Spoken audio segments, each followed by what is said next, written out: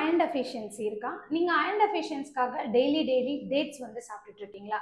அப்போ உங்களுக்கான வீடியோ தான் இது. அயன் டெஃபிஷியன்சி வந்தோடனே எல்லாரும் நம்மளுக்கு ரெக்கமெண்ட் பண்றது டேட்ஸ் சாப்பிடு. ஸோ ஒரு அடல்ட்டுக்கு ஒரு நாளைக்கு இரும்பு சத்து எவ்வளவு வேணும்னு பாத்தீங்கன்னா 15 மில்லிகிராம் தேவை. இந்த இரும்பு சத்தை நாம வெறும் டேட்ஸ்ல இருந்து மட்டுமே சாப்பிடணும் அப்படின்னா ஒரு நாளைக்கு 1.5 to 1.25 கிலோ சாப்பிடணும். ஸோ அந்த மாதிரி சாப்பிட்டா ஒரு நாளைக்கு தேவையான அயன் கண்டென்ட் நம்மளுக்கு கிடைச்சிரும். ஆனா சீக்கிரமே சுகர் வந்துடும். ஆனா நாம சாப்பிடுறது என்னவோ 4 பேரிச்சம்பழம் தான். இந்த எல்லா அட்வைஸுமே ஒரு நாள் 2 நாள் பண்ணிட்டு எனக்கு அயன் டெஃபிஷியன்சி வந்து சரியாயிடணும் அப்படின்னு எதிர்பார்க்க கூடாது. டெய்லி வாழ்க்கை முறையா மாத்திக்கிட்டீங்க அப்படின்னா ரொம்ப ரொம்ப நல்லது. அப்போ நீங்க என்ன மாதிரியான உணவுகள்லாம் சோர்ஸ் பண்ணிக்கலாம்? நீங்க வெஜிடேரியனா இருக்கீங்க அப்படின்னா உங்களுக்கு கீரை சாப்பிடலாம்.